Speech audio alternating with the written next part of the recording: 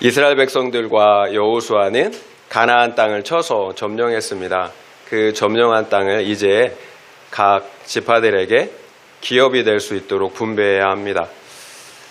그러나 그 기업을 분배한다고 해서 끝난 것이 아니에요. 왜 그래요?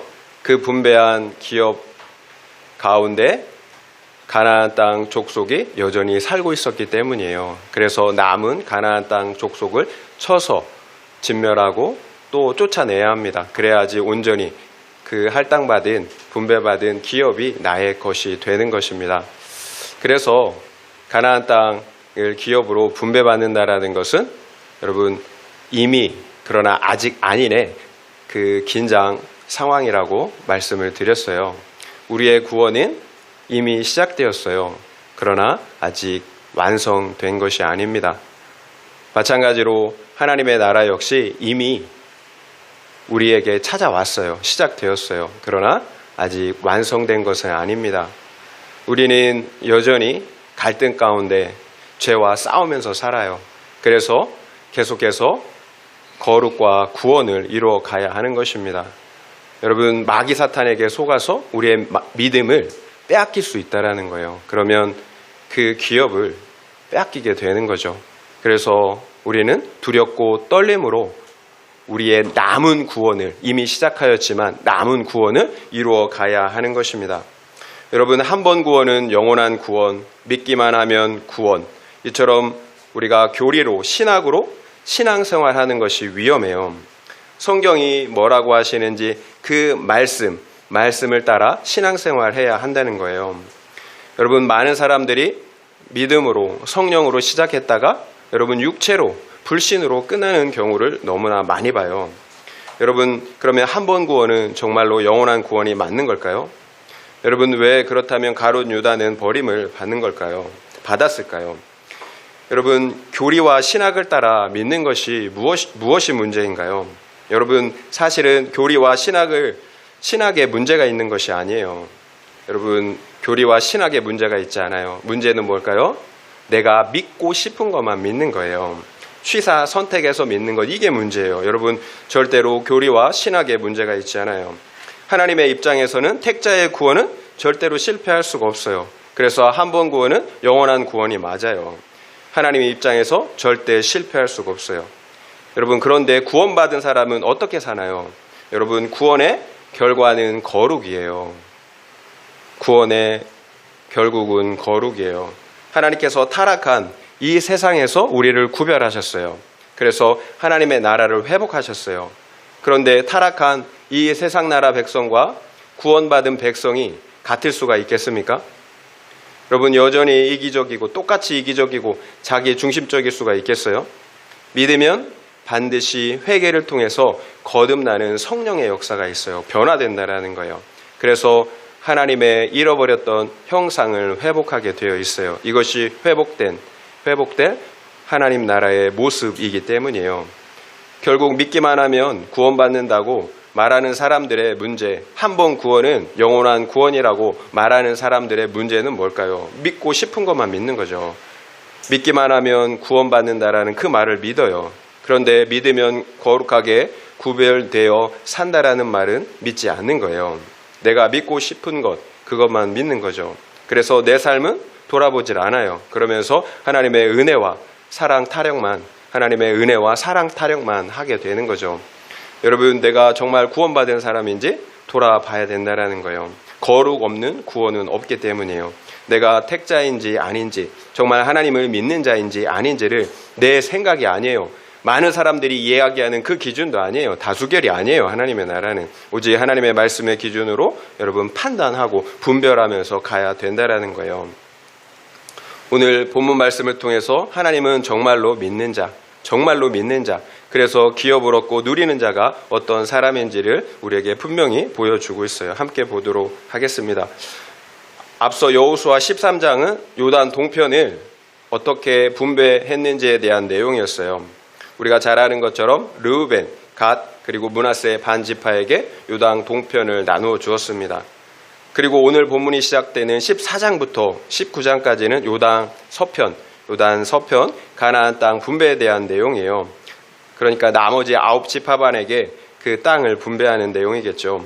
좀 더 세분하면 14장부터 15장까지는 유다 지파에게 분배한 내용이고요. 그리고 16장, 17장은 에브라임과 므낫세 반지파, 곧 요셉 지파에게 분배한 내용들이에요. 그리고 18장에서 19장은 유다와 요셉 지파 외에 나머지 지파들에게 분배한 내용들이에요. 그러니까 베냐민, 시므온, 이사갈, 수불론, 납달리, 아세, 단 지파들에게 분배한 내용인 거죠.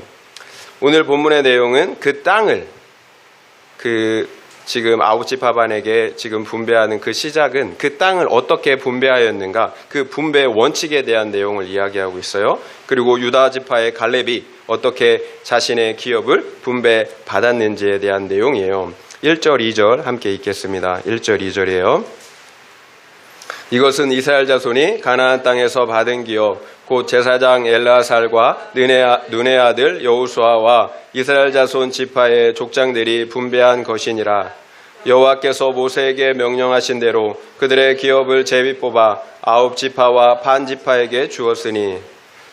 누가 분배했나요? 제사장 엘르아살과 여호수아, 그리고 이스라엘 지파의 족장들이 함께 분배하였습니다. 이스라엘 지도자들이 이제 분배했다라는 거죠. 여러분, 그런데 누가 분배한 것보다 더 중요한 것은 어떻게 분배했느냐라는 거예요. 왜냐하면 사람이 분배하였지만 하나님의 명령을 따라 분배하였기 때문이에요. 하나님이 뭐라고 명령하십니까? 여호와께서 모세에게 명령하신 대로 그들의 기업을 제비 뽑아 아홉 지파 반에게 주었다라고 말씀하세요. 그냥 제비 뽑은 것이 아니에요. 제비 뽑는 것이 하나님의 명령, 하나님께서 명령하신 방법이었기 때문이에요. 결국 내가 기업을 결정할 수가 없어요. 기업은 하나님의 뜻에 따라 주어지는 것입니다. 지금의 부모님을, 그리고 나의 이런 외모와 능력을 내가 결정했나요? 그렇지 않잖아요. 모두 하나님의 뜻을 따라서 주어진 것입니다. 여러분, 제비 뽑는다라고 복골복으로 생각하시면 안 돼요. 하나님의 뜻과 섭리를 따라서 주어진 것입니다. 세상 말로 금수저도 있잖아요. 또 은수저도 있고 쇠수저도 있고 흙수저도 있어요. 내가 선택할 수가 없어요. 그러면 불공평한가요? 어떻게 바라보느냐에 따라서 완전히 다르겠죠. 이 세상의 삶의 전부라면, 이 세상의 삶이 전부라면 불공평해요. 그러나 영원한 삶이 있다면 전혀 달라지겠죠. 금수저로 태어났지만 구원을 받지 못했어요. 그러면 배부른 돼지랑 뭐가 다르겠습니까? 평생 꿀꿀이 죽만 탐하다가 도살당하는 인생이 되는 거예요. 그러나 흙수저로 태어났다고 해도 죄의 문제를 해결하고 영원한 생명을 얻었다면 성공한 인생인 거죠. 여러분, 비교할 수가 없어요. 유한과 영혼은 비교할 수가 없어요. 결국 중요한 것은 믿음의 문제, 해석의 문제예요. 구속사냐 기복이냐, 어떤 눈으로, 어떤 관점으로 바라보느냐에 따라서 완전히 달라져요. 이 땅의 것을 소중하게 생각하면 불평, 불만 할 수밖에 없어요. 그러나 영원한 것을 우리가 믿고 소망한다면 만족하고 기뻐할 수가 있어요. 하나님은 우리의 각 사람의 체질을 너무 잘 아세요. 그래서 우리의 구원을 이루기 위해서 딱 맞는 환경을 주신 것입니다. 여러분, 우리 로마서 8장 28절 그 말씀을 믿어야 합니다. 하나님을 사랑하는 자, 곧 그의 뜻대로 부르심을 입은 자들에게는 모든 것이 합력하여 선을 이루느니라. 여러분, 하나님을 사랑하는 자가 택하심을 받는 자예요. 택하심을 받은 자예요. 뜻대로 부르심을 받은 그 사람들에게는 모든 것이 합력하여 선을 이룬다라고 말씀하세요. 그 선이 무엇이겠습니까? 우리의 구원이죠. 모든 것이 합력하여 우리의 구원을 이룬다라는 거예요. 하나님은 우리의 가장 좋은 것을 위해서 모든 것을 다 어떻게 해요? 허락하셨다라는 거예요. 여러분, 부모님이 배우자가 완악한가요? 여러분, 내가 교만하고 완악하기 때문이에요. 가난한 환경이 주어졌나요? 이 역시 마찬가지예요. 부유하면 우리가 하나님을 찾지 않기 때문이에요. 결국 나의 거룩과 구원을 이루어 주시기 위해서 최고의 부모와 또 배우자, 그리고 환경을 주신 것입니다. 여러분, 멸망당할 세상 사람들에 대한 이야기가 아니에요. 택자들에 대한 이야기예요. 그래서 좋은 환경, 나쁜 환경이 없어요. 그래서 정말로 중요한 것은 어떤 환경이냐가 아니에요. 어떤 환경이든 나의 거룩과 구원을 이루어 가는 것입니다. 그래서 하나님의 형상을, 잃어버린 그 형상을 회복하는 거예요. 그래서 내가 분배받은 기업을 나의 것 되게 하는 것입니다. 여러분, 기업을 나의 것 되게 할 때 이미 임한 그 천국을 얻고 누리게 되는 거예요. 여러분, 이보다 중요한 것은 없어요. 여러분, 환경이 중요하지 않아요. 이미 임한 하나님 나라를, 그 기업을 얻고 누리는 것, 이것이 중요해요. 그러니까 바울이 뭐라고 했습니까? 로마서 14장 17절에 이렇게 말씀하세요. 하나님의 나라는 먹고 마시는 것이 아니래요. 우리가 생각하는 그 환경, 기복이 아니라는 거예요. 오직 성령 안에 있는 의와 평강과 희락이라고 말씀하세요. 여러분이 생각하는 하나님의 나라는 먹고 마시는 거죠. 성공하는 거죠. 잘 되는 거죠. 그런데 먹고 마시는 것 아니래요. 오직 성령 안에서 의와 평강과 희락이라고 말씀하세요. 여러분, 의로움, 거룩함, 이것이 하나님의 나라예요. 그리고 성령 안에서 누리는 기쁨, 그 평강, 세상이 알 수도 없고 누릴 수 없는 그 기쁨이, 평강이 하나님의 나라라는 거예요. 그것이 하나님께서 우리에게 주고자 하시는 바라는 거예요. 3절부터 5절 말씀 함께 읽겠습니다. 이는 두 지파와 반 지파의 기업은 모세가 요단 저쪽에서 주었으며 레위 자손에게는 그들 가운데에서 기업을 주지 아니하였으니 이는 요셉의 자손이 므낫세와 에브라임의 두 지파가 되었음이라. 이 땅에서 레위 사람에게 아무 분깃도 주지 아니하고 다만 거주할 성읍들과 가축과 재산을 위한 목축지만 주었으니 이스라엘 자손이 여호와께서 모세에게 명령하신 것과 같이 행하여 그 땅을 나누었더라. 이스라엘은 12지파인데요. 그런데 왜 9지파 반에게 나누어 주라고 하는 걸까요? 말씀드린 것처럼 이미 동쪽에서 2지파 반이 받았기 때문이죠, 기업은. 그러면 이제 9지파 반만 남은 건데, 그런데 9지파 반에서 제사장인 레위 지파는 빠져요. 레위 지파는 12지파의 기업 가운데 흩어져서 살아야 했기 때문이에요. 그래서 레위 지파는 제사장 지파로 기업이 없어요. 그들이 거주할 수 있는 성읍과 그리고 최소한의 땅, 가축과 재산을 위한 최소한의 땅만을 받게 됩니다. 그렇다면 레위 지파는 어떻게 사나요? 이스라엘 백성들이 바친 화제물과 봉헌물이 그들의 기업이 되는 것입니다. 이처럼 레위 지파가 빠지면 총 11지파가 되잖아요. 그런데 요셉 자손이 2지파가 돼요. 에브라임과 므낫세가 2지파가 됩니다. 그래서 다시 12지파가 되는 거예요. 레위 지파가 빠지는데 그래서 11지파가 되는데 요셉 지파가 2지파가 되기 때문에 다시 12지파가 되는 거죠. 그 이유가 무엇입니까? 이것이 하나님의 명령이었기 때문이에요. 결국 가나안 땅 점령도 그리고 그 땅의 분배도 모두 하나님의 말씀대로 이루어져야 하는 거예요. 레위 지파는 가나안 땅에 기업이 없었어요. 대신 하나님이 기업인 거죠. 만약 이스라엘의 다른 지파들이 하나님을 신실하게 섬기면 아무 문제가 없어요. 그들이 바친 화제물이 레위인의 음식이 기업이 되기 때문이에요. 그러나 이스라엘 지파가 하나님을 떠나면 그때부터 먹고 사는 것에 문제가 생기는 거예요. 그렇다면 레위인의 환경은 구속사적으로 좋은 환경일까요? 아니면 나쁜 환경일까요? 여러분, 하나님만 믿고 의지할 수밖에 없어요. 그러면 말할 수 없는 은혜를 누리겠죠. 그러나 그 반대일 수도 있어요. 매번 먹고 사는 것 때문에 걱정하며 살 수도 있다라는 거예요. 그래서 자신의 제사장 직무에 소홀히 할 수 있어요. 또 그래서 잘못하면 타락한 제사장이 될 수도 있다라는 거예요. 이처럼 극과 극이에요. 그래서 좋은 환경, 나쁜 환경이 없다라고 말씀을 드린 거예요. 결국 내가 가진 믿음의 문제인 거죠. 우리의 인생의 목적은 행복이 아니라 구원, 거룩과 구원이기 때문이에요. 적용 질문 드리겠습니다. 내가 지금 원망하고 불평하는 환경은 무엇입니까? 그 환경이 나의 구원을 위한 최고의 환경인 것이 인정이 되십니까? 아니면 여전히 원망만 되십니까? 한번 생각해 보시기 바랍니다. 내가 지금 원망하고 불평하는 환경은 무엇입니까? 그 환경이 나의 구원을 위한 최고의 환경인 것이 인정이 되십니까? 아니면 여전히 원망만 되십니까? 그 이유는 무엇인 것 같습니까? 한번 생각해 보시기 바랍니다. 주보에 있죠. 주보에 있습니다.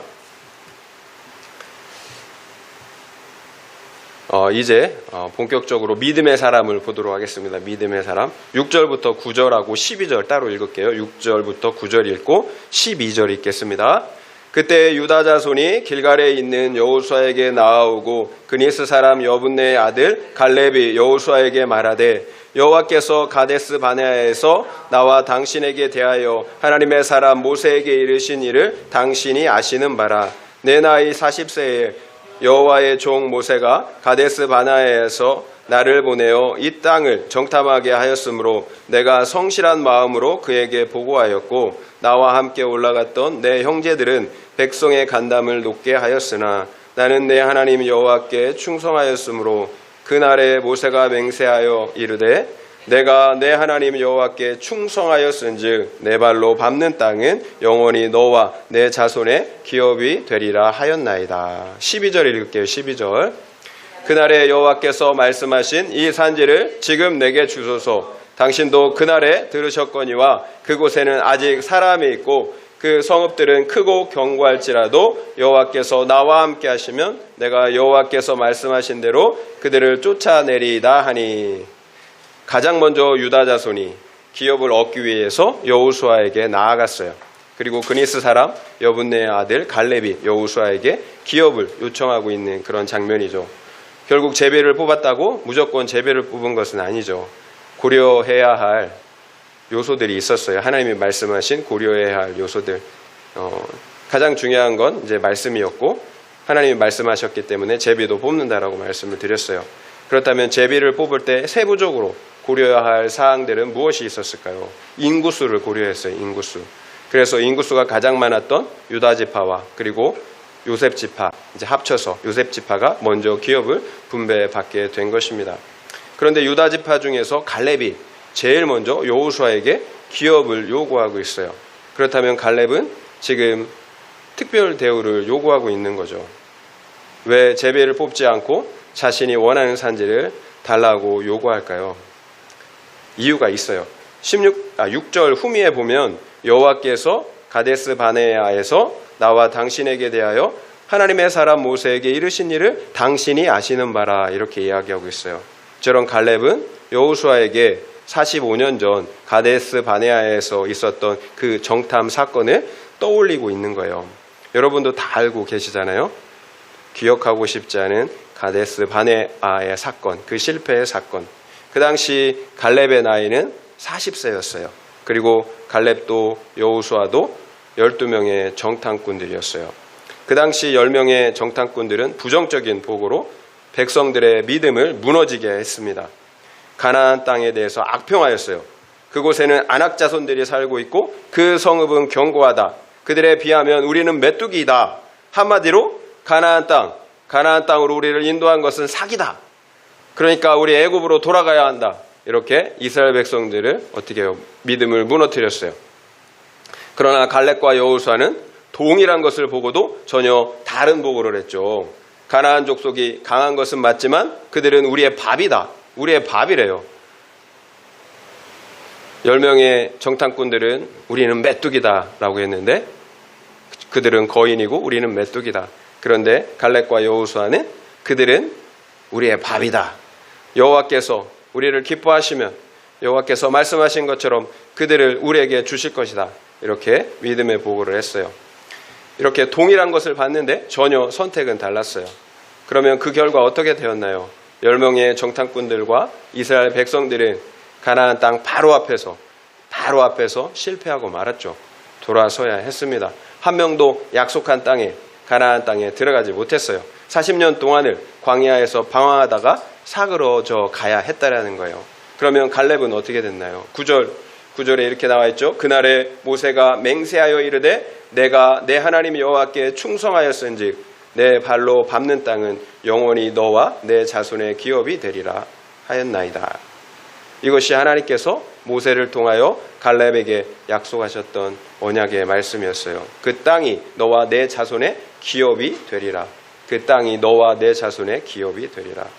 이처럼 갈렙은 하나님께서 약속하셨던 그 언약의 말씀을 여호수아에게 다시 상기시켜 주고 있는 거예요. 결국 갈렙의 요구는 개인의 사사로운 욕심에 따른 것이 아니었던 거죠. 하나님의 약속의 말씀에 근거한 정당한 요구였다라는 거예요. 우리 10절부터 12절 말씀 읽어볼게요. 10절부터 12절이에요. 이제 보소서 여호와께서 이 말씀을 모세에게 이르신 때로부터 이스라엘이 광야에서 방황한 이 45년 동안을 여호와께서 말씀하신 대로 나를 생존하게 하셨나이다. 오늘 내가 85세로되 모세가 나를 보내던 날과 같이 오늘도 내가 여전히 강건하니 내 힘이 그때나 지금이나 같아서 싸움에나 출입에 감당할 수 있으니. 갈렙은 여호와 하나님께 모세를 통하여 하신 말씀이 지금까지 어떻게 이루어졌는지를 말하고 있어요. 먼저는 광야 45년 동안 하나님께서 나를 생존하게 하셨다라고 말해요. 사실이잖아요. 여호수아와 갈렙 외에는 광야 1세대는 전부 광야에서 죽었잖아요. 85세의 갈렙이 뭐라고 합니까? 모세가 나를 보냈을 때처럼 여전히 강건하대요. 내 힘이 그때나 지금이나 같아서 싸움이나 출입에 아무 문제가 없다라는 거예요. 다 감당할 수 있다라는 거예요. 따라서 그날에 여호와께서 말씀하신 이 산지를 내게 달라라고 요청하고 있어요. 당신도 그때 들었지 않냐? 그러니까 이 땅을, 이 기업을 나에게 달라라는 거예요. 그곳에 아직 사람이 있고 성읍이 크고 견고할지라도 여호와께서 나와 함께 하시면 내가 여호와께서 말씀하신 대로 그들을 쫓아낼 것이다. 그래서 그것을 내가 취할 것이다 라고 이렇게 말하고 있는 것입니다. 여러분, 갈렙의 요구가 이기적인 요구가 아니에요. 갈렙이 요구한 산지는 이미 점령해 놓은 지역이 아니잖아요. 과거 이스라엘 백성들이 모두 겁에 질려 벌벌 떨어야 했던 그 아낙 자손들이 거주하고 있는 아주 견고하고 강한 성읍이었어요. 치열한 전쟁을 통해서 적들을 진멸한 후에야 차지할 수 있는 기업이었어요. 게다가 그곳은 산지예요. 평야가 아니에요. 서쪽 평야처럼 넓고 비옥한 토지가 아니었다라는 거예요. 결국 갈렙의 요구는 이기적인 요구일 수가 없죠. 오히려 내가 험지로 가겠다라는 거예요. 내가 앞장서서 이스라엘이 두려워하는 아낙 자손과 싸우겠다라는 믿음의 선포였어요. 그렇다면 갈렙이 왜 이처럼 무모한 요구를 하고 있는 걸까요? 85세면 노인이잖아요. 그렇죠? 이제 뒷전으로 물러가야 합니다. 갈렙보다 나이 많은 분 계신가요, 여기서? 갈렙보다 나이 많으신 분 없죠. 그러면 젊은 사람을 보내야 되잖아요. 12절 말미에 뭐라고 얘기해요? 내가 여호와께서 말씀하신 대로 그들을 쫓아내리이다. 갈렙이 담대하게 헤브론 산지를 요구한 이유는 여호와 하나님께서 말씀하셨기 때문이에요. 하나님의 말씀대로 이루어질 것을 믿기 때문이에요. 과거 가데스바네에서 보여줬던 그 믿음과 45년이 지난 지금 갈렙의 믿음은 동일한 거예요. 여호와 하나님께서 말씀하셨기 때문이에요. 그래서 이루어질 것을 믿는 것입니다. 여러분, 과거에는 신앙이 아주 뜨거웠던 분들이 계세요. 그런데 시간이 지나서 잿더미처럼 변한 분들을, 그런 신앙들을 가끔 볼 때가 있어요. 목사님들도 그래요. 사역의 마지막 가운데 힘이 다 빠져갖고 그냥 억지로 사역을 하시는 분들, 또 신앙생활을 하시는 분들을 보게 돼요. 얼마나 안타까운가요? 그런데 갈렙은 어때요? 여러분, 45년이 지났음에도 동일한 믿음으로 저 산지를 달라라고, 동일한 믿음으로, 말씀을 믿는 믿음으로 저 산지를 달라고 도전하고 있다라는 거예요. 여러분, 우리가 반면교사 삼아야 합니다. 왜 그렇게 믿음이, 뜨거웠던 믿음이 잿더미가 되었을까? 그렇다면 그 결과는 어떻게 되었을까요? 13절부터 15절 말씀입니다. 13절부터 15절이에요. 여호수아가 여분네 아들 갈렙을 위하여 축복하고 헤브론을 그에게 주어 기업을 삼게 하매 헤브론이 그니스 사람 여분네 아들 갈렙의 기업이 되어 오늘까지 이르렀으니 이는 그가 이스라엘의 하나님 여호와를 온전히 쫓았음이라. 헤브론의 옛 이름은 기랏 아르바라. 아르바는 아낙 사람 가운데에서 가장 큰 사람이었더라. 그리고 그 땅에 전쟁이 그쳤더라. 여호수아가 갈렙의 요청을 들은 후에 갈렙을 위해서 축복해요. 그리고 갈렙이 요구한 산지 헤브론을 그에게 기업으로 주었어요. 결국 하나님의 말씀처럼 그 헤브론이 갈렙의 기업이 되어서 오늘날까지 이르렀습니다.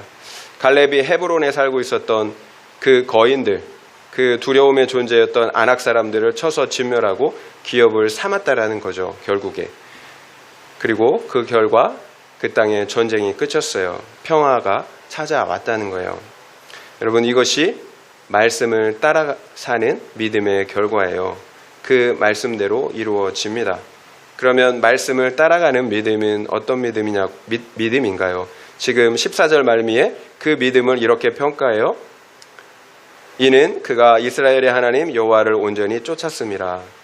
갈렙과 그의 자손이 가나안 땅을 기업으로 차지할 수 있었던 이유예요. 갈렙이 여호와 하나님을 온전히 쫓았기 때문이에요. 반반에 나뉘어진 마음이 아니라 100%의 마음으로, 온전한 마음으로 쫓았다라는 거예요. 우리가 참 마음이 많이 갈라져요. 우리가 어쩔 때는 그 말씀에 순종하고 또 어쩔 때는 이런저런 이유로 그 말씀에 순종할 수가 없어요. 반반의 믿음으로 여러분 그 땅을 취할 수 없다라는 거예요. 온전한 마음으로 그 땅을 취할 수가 있다라는 거예요. 하나님을 온전히 쫓는 믿음이 말씀을 따라가는 믿음이에요. 눈에 보이지 않는 하나님을 어떻게 온전히 쫓겠어요? 그분의 말씀을 온전히 쫓는 거죠. 말씀에 대한 태도가 바로 하나님께 대한 태도라는 거예요. 갈렙은 이제 85세의 노인이에요. 그러면 이제 그 인생을 마무리해야 할 나이예요. 안식을 누리다가 만식을 누리며 마지막을 준비해야 할 시간이라는 거예요. 그런 노인이 거인 족속, 젊은 사람들도 두려워 떠는 그 거인 족속, 아낙 자손이 살고 있는 그 견고한 성, 헤브론 성을 기업으로 달라고 요구하고 있다라는 거예요. 만용이잖아요, 만용. 우리가 볼 때는 만용이죠. 현실성이 없어요. 게다가 갈렙은 6절에서 보았던 것처럼 그니스 사람이에요. 그니스 사람. 그니스 사람은 이스라엘 사람이 아니에요. 여러분, 에돔 족속 사람이에요. 그러니까 에돔 지파 사람이 어떻게 이스라엘 지파 사람, 유다 지파가 되었을까요? 오늘날에도 국적을 바꾸는 경우가 있잖아요. 그 당시에도 그랬어요. 여러분, 이스라엘이 애굽에서 나올 때 수많은 잡족이 함께 나왔어요. 그러니까 다른 족속들도 함께 나왔다라는 거예요. 여러분, 어찌 보면 갈렙에게는 이것이 엄청난 핸디캡, 열등감의 이유일 수도 있었다라는 거예요. 정통 이스라엘이 아니에요. 여러분, 우리도 그렇지 않습니까? 우리도 그래요. 이런저런 이유들로 우리가 열등감에 빠져 있다라는 거예요. 가난한 가장 형편, 그리고 부족한 학벌과 능력, 그리고 나의 외모, 그리고 지적인 것들. 여러분, 이런 것들 때문에 나는 안 돼라고 때로 우리가 열등감에 빠져 있지 않나요? 이것 때문에 안 되고 저것 때문에 안 되고 나이 때문에 안 되고 안 되는 이유들로 충만하다라는 거예요. 그래서 갖가지 불평불만, 자기의 연민 가운데 빠져 산다라는 거예요. 그런데 갈렙은 이 산지를 85세 노인이, 여러분, 또 이방 족속인 그 85세 노인이 지금 그 산지를 내게 달라라고 요구하고 있다라는 거예요.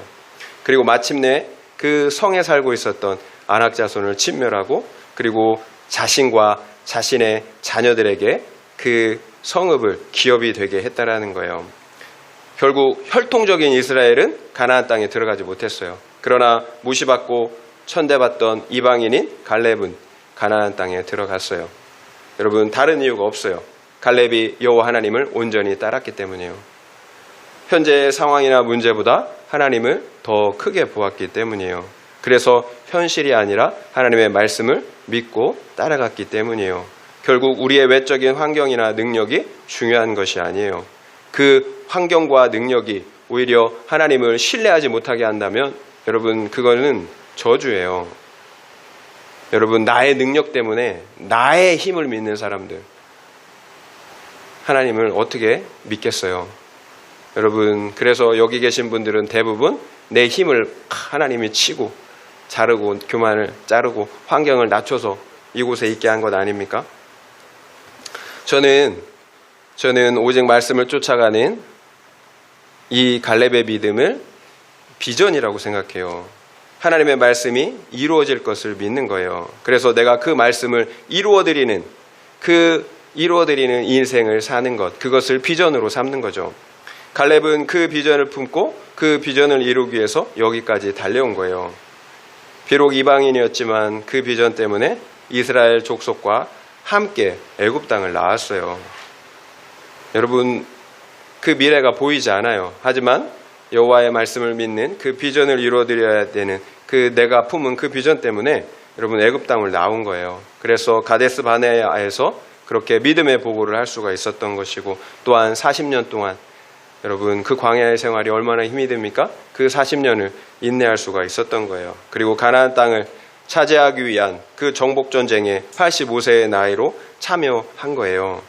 그리고 그 나이로 헤브론 산지를, 젊은이들도 피하고 있는 헤브론 산지를 요구하고 있어요. 그리고 마침내 헤브론 산지를 기업으로 얻었어요. 여러분, 갈렙은 그 평생을 자신의 비전이 아니라 여호와 하나님의 비전을 품고 달려온 거예요. 그래서 저 산지를, 그 85세의 그 노령의 나이에 저 마지막 그 비전을 이루어야 하기 때문에 그 비전을 이루기 위해서 그 헤브론을 기업으로 달라라고 요청하고 있는 거예요. 여러분, 하나님의 말씀은 반드시 이루어져요. 그런데 그 말씀을 누구를 통해서 이루시느냐라는 거예요. 우리예요, 우리. 하나님은 우리를 통해서 하나님의 말씀을 이루세요. 그 말씀을 이루어드리길 소망하며 달려가는 믿음의 사람들을 통해서 이루신다라는 거예요. 그러므로 하나님의 나라가 이 땅에 이루어지는 것입니다. 그리고 하나님은 그런 우리를 통해서 영광 받으시는 거죠. 그러면 비전은 무엇입니까? 가나안 땅이잖아요. 우리의 구원이에요. 하나님의 나라입니다. 나의 구원을 이루는 거예요. 그리고 다른 영혼의 구원을 이루는 것, 이것이 사명이 되는 것, 이것이 비전이에요. 여러분, 왜 하나님께서 여호수아와 갈렙을 오직 이 두 사람만 생존하게 했겠나요?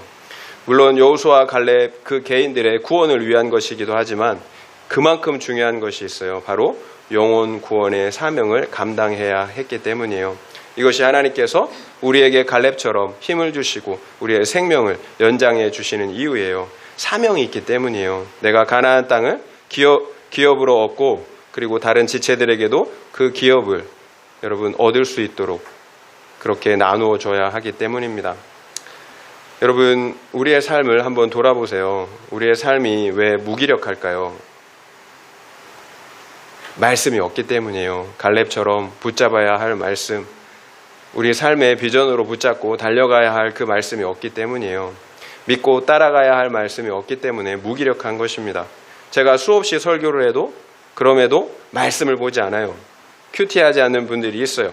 왜 그럴까요? 여러분, 믿음의 문제겠죠. 하나님을 인정하면 말씀을 볼 겁니다.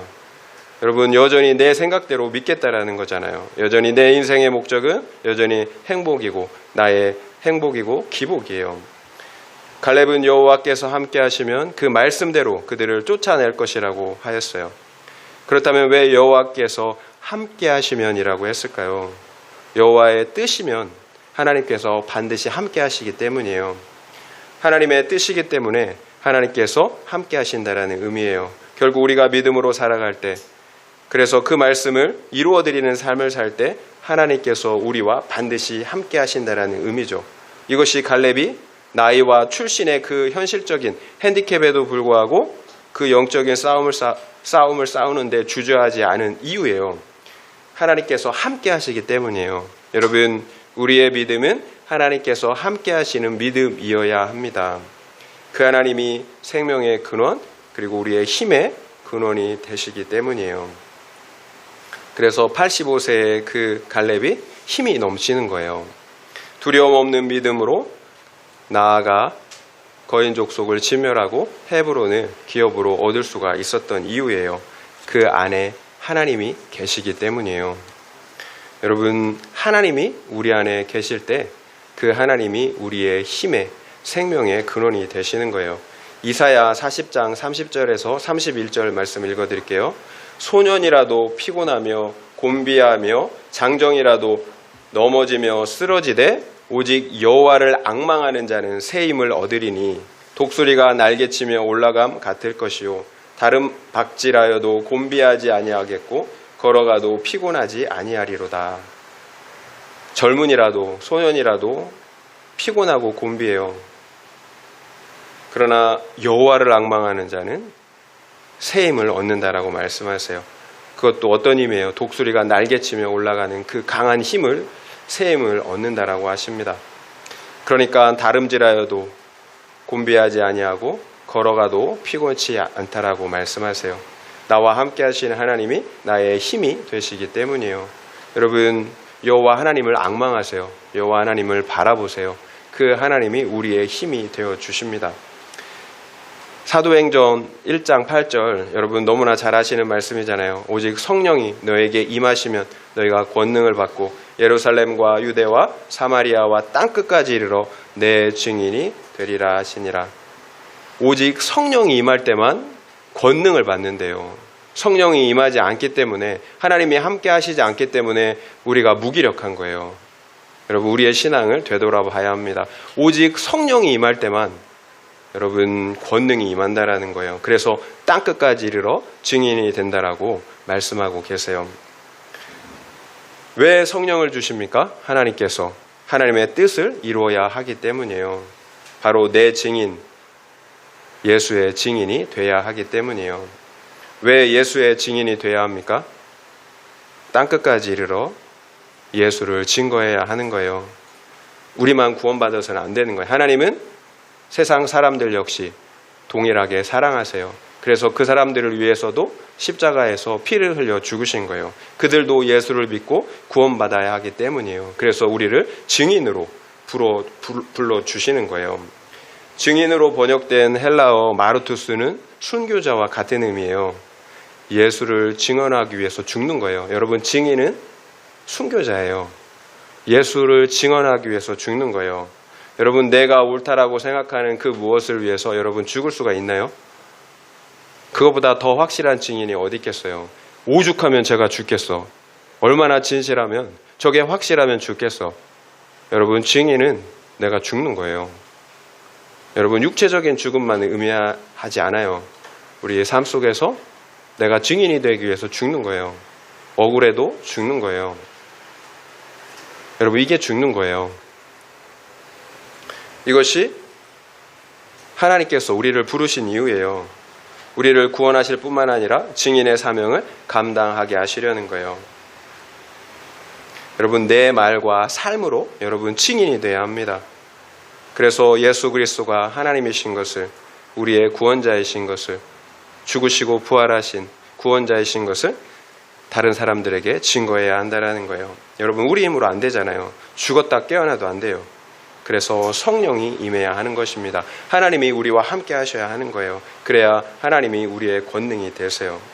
그래서 예수님은 뭐라고 말씀하셨나요? 제자들한테 승천하시면서 마지막으로 하신 말씀이에요. 예루살렘을 떠나지 말고 내가 너에게 약속한 성령을 기다리라고 제자들에게 마지막으로 말씀하셨어요. 성령이 임할 때만 능력을 받아서 증인의 사명을 감당할 수가 있기 때문이에요.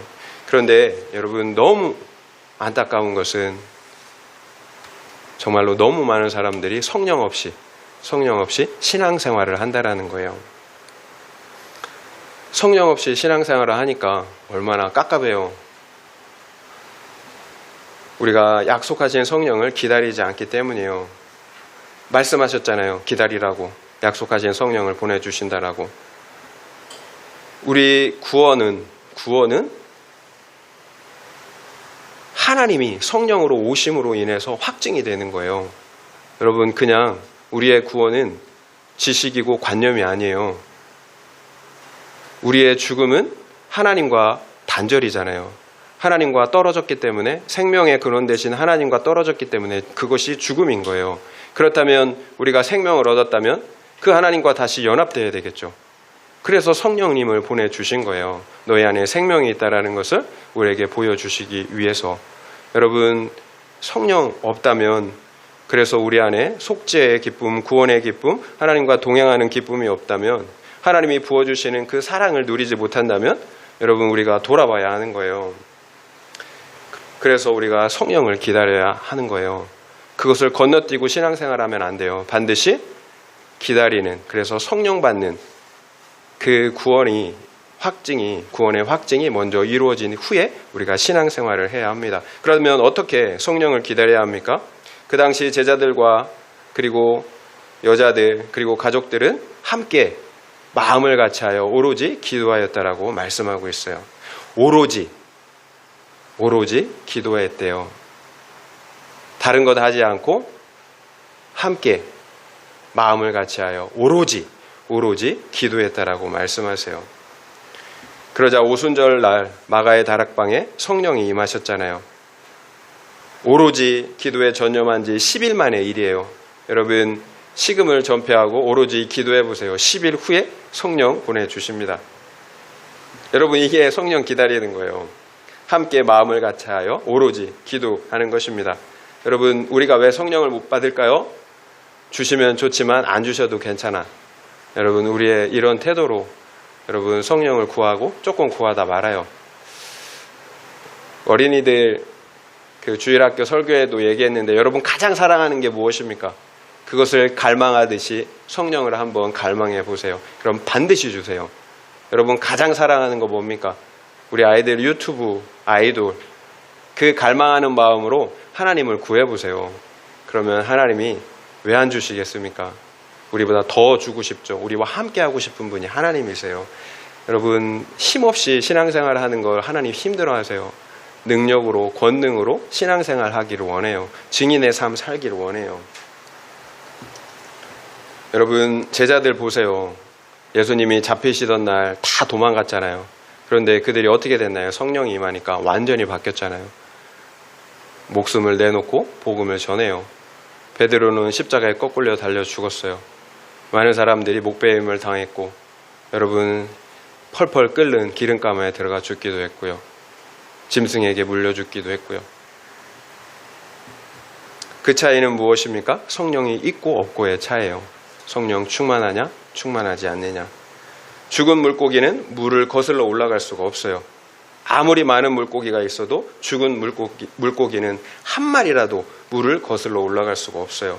그러나 살아있는 물고기는 단 한 마리라도 힘차게 물을 거슬러 올라가요. 그래서 알을 낳고 생명을 잉태해요. 생명이 있기 때문에 생명을 잉태한다라는 거예요. 여러분 생명이 있고 없고가 이렇게 엄청난 차이예요. 그러면 우리의 믿음을 돌아봐야 되겠죠. 생명력 넘치는 그런 화로인가? 그래서 생명을 낳고 있는가? 아니면 죽어있는 물고기, 세상의 조류에 흘려 떠내려가고 있는 그런 물고기는 아닌가? 우리 주님께서 우리를 위해서 십자가를 지신 이유가 무엇입니까? 히브리서 2장 15절에 말씀하고 있어요. 죽는 것이 무서워 한평생 종노릇하고 있는 우리를 놓아주려는 것이라고 말씀했어요. 여러분 우리가 죽는 것이 무서워요. 그래서 한평생 매여 있는 거예요. 그런데 여러분 우리 여전하잖아요.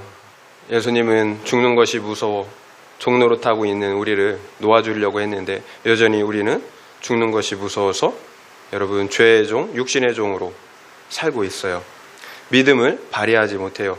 현실의 벽을 넘지 못한다라는 거예요. 영원한 기업을 얻는 것보다 매번 먹고 사는 문제가 더 중요해요. 이 세상을 너무 사랑하기 때문은 아닌가 우리가 생각해 봐야 됩니다. 성경은 세상의 향락을 좋아하는 자는 살았으나 죽었다라고 말씀하세요. 향락을 좋아하는 자는 살았으나 죽었대요. 우리는 잠자고 있는 걸까요? 죽어 있는 걸까요? 우리는 이 세상에 길들여진 가축처럼 죽는 것이 무서워 벌벌 떠는 그런 무기력한 성도로 살아서는 안 돼요. 그러면 사탄의 조롱거리, 세상 사람들의 조롱거리가 되는 거예요. 오직 성령이 임하고 권능을 받아야 합니다. 그래서 갈렙처럼 말씀에 근거하여서 저 산지를 내게 달라고 요청하는 생명력 넘치는 그런 믿음의 성도들이 되어야 합니다. 여러분 그 비전을 이루는 것이 하나님의 뜻이에요. 그리고 우리의 사명이에요. 여러분 만약 우리가 하나님이 주신 그 영혼들, 하나님이 주신 그 영혼들을 위해서 우리가 기도하지 않는다면 여러분 우리는 아무 비전도 목적도 없이 살고 있는 거예요. 해결되지 않는 내 죄를 진멸하기 위해서 여러분 기도하지 않는다면 이 역시 마찬가지예요. 목적을 잃어버린 거예요.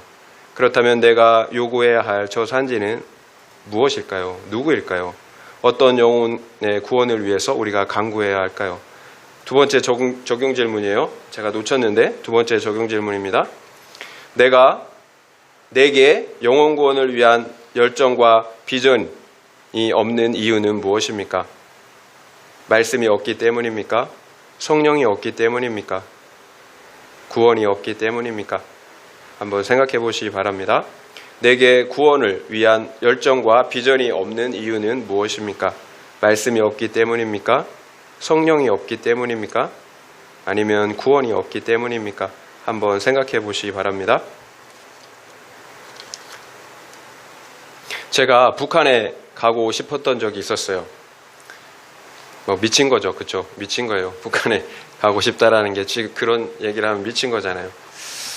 그런데 하나님께서 제 안에 북한에 있는 영혼들에 대한 하나님의 마음을 부어 주신 적이 있어요. 그러니까 그런 미친 마음을 갖게 되더라고요. 여러분, 하나님의 마음은 정말 어떻게 설명할 수 없어요. 정말 그 깨지는 듯한 그 아픔. 어떻게 설명할 수가 없어요. 정말로 이렇게 경험한 사람만 알 것 같아요. 하나님의 그 슬픔과 아픔, 하나님을 떠난 그 영혼들에 대한 하나님의 그 아픔과 슬픔, 애통함은 여러분 그거는 어떻게 말로 설명할 수가 없어요. 그 아버지의 마음은. 하나님이 그런 마음을 주니까 제가 북한을 미친 거잖아요. 북한에 간다고 생각하는 것은. 근데 하나님의 마음이 그렇게 부어지니까 제가 그 하나님의 뜻을 이루어 드려야 되겠다라는 생각이 드는 거예요. 여러분, 현실적으로 북한에 갈 수 있나요? 못 가요. 그러니까 제가 북한을 위한 선교단체에서 일하게 되었어요. 여러분, 제가 지금도 북한을 위해서 계속해서 기도해요. 우리 금요기도회 때 기도하잖아요. 여러분, 북한을 위해서 기도한다라는 것이 여러분 현실성이 있나요? 지금 현실에서 복음으로 통일된다라는 것, 그것이 가능한 일인가요? 여러분, 북한을 위해서 왜 기도합니까? 현실성이 없는데. 그리고 나에게 무슨 유익이 있다고. 여러분, 그것이 하나님의 마음이기 때문에, 그것이 나에게 주신 비전이기 때문이에요. 그래서 여전히 기도하는 거예요. 나는 미친 짓이라고 생각하지만 하나님은 미친 짓이 아니래요. 그것이 나의 뜻이고 네가 품고 이뤄가야 할 비전이라고 말씀하세요. 그래서 많은 선교사님들이 지금 목숨을 걸고 북한을 위해서 사역하고 있는 거예요. 그분들 미친 거죠. 여러분, 그것이 하나님의 뜻이기 때문이에요. 다른 이유가 없어요. 그리고 성령 하나님께서 그 비전의 사람들과 함께하기 때문이에요. 하나님이 함께하시기에 여러분, 그 하나님의 뜻을 이루어 드리기 위해서 비전을 품고 내려놓지 않고 가는 거예요. 그래서 멈출 수가 없는 거예요. 적용 질문 드리겠습니다. 내가 요구해야 할 이 산지는 무엇입니까? 가족의 성공, 취업, 결혼, 건강, 행복입니까? 아니면 가족의 구원입니까? 한번 생각해 보시기 바랍니다. 내가 요구해야 할 이 산지는 무엇입니까? 가족의 성공, 취업, 결혼, 건강, 행복입니까? 아니면 가족의 구원입니까? 한번 생각해 보시기 바랍니다. 여러분, 현실을 생각하면 아무것도 할 수 없어요. 다른 사람은 몰라도 그 사람은 예수 믿을 사람이 아니야. 완악해도 너무 완악해. 기도 하나 많아야, 복음을 전하나 많아야, 여러분 이렇게 생각할 수 있어요. 이처럼 나름대로의 이유들로 기도하지 않고 복음도 전하지 않을 수가 있어요. 여러분, 틀린 말이 아니에요. 틀린 말이 아니에요. 그러나 이것이 정확하게 10명의 정탐꾼들 그리고 이스라엘 백성들의 믿음이었다라는 거예요. 여러분, 현실을 보는 믿음, 그 믿음으로는 어떤 누구도 구원받지 못했다라는 거예요. 나도 살지 못했고 자녀들도 살릴 수가 없었어요. 그래서 사람을 살리는 사람은 현실을 냉정하고 이성적으로 바라보는 사람이 아니에요. 사람을 살리는 사람은 오직 갈렙처럼 현실 너머에 있는 하나님을 바라보는 사람이에요. 그런 믿음의 사람만이 나도 살고 다른 사람도 살릴 수가 있어요. 여러분, 현실 가운데 갇혀 있는데 그게 믿음이라고 할 수가 있습니까? 여러분, 그 영혼을 내가 포기하면 아무런 소망이 없어요. 내가 그 영혼을 포기하면 그 영혼은 죄 가운데 죽어야 하는 거예요. 우리 교회에게 주신 권세가 있어요. 너희가 땅에서 매면 하늘에서도 매일 것이라고 말씀하셨어요. 너희가 땅에서 풀면 하늘에서도 풀린대요. 여러분, 이것이 우리 교회들에게 주신 권세예요. 그런데 왜 우리 그 권세를 믿지 못할까요? 왜 그 권세를 사용하지 못할까요? 현실에 붙잡혀 있어서 그래요. 여러분, 주님이 천국 열쇠를 우리 교회에게 주셨다라고 말씀하세요. 우리가 열고 들어가는 거예요. 여러분, 전능하신 하나님께 나아가 믿고 기도할 때, 이 말씀을 믿고 기도할 때 하나님이 일하세요. 우리가 하는 게 아니에요. 천국 열쇠 내가 열지만 하나님이 일하시는 거예요. 그 영혼을 놓고 우리가 기도할 때 하나님이 구원하세요. 여러분, 갈렙처럼 우리가 말씀을 붙잡고 기도해야 합니다. 여러분, 그럴 때 여러분 하나님이 그 영혼을 살려주세요. 현실을 보면 기도할 수 없어요. 그러나 말씀을 붙잡으면 기도할 수 있어요. 이런 믿음과 비전이 회복될 때 우리는 갈렙처럼 천국에서 기업을 얻고 누려요. 그리고 다른 영혼들에게도 그 기업을 나누어주는 사명을 감당할 수가 있습니다. 이런 우리 모두가 되시기를 예수님의 이름으로 축원드립니다.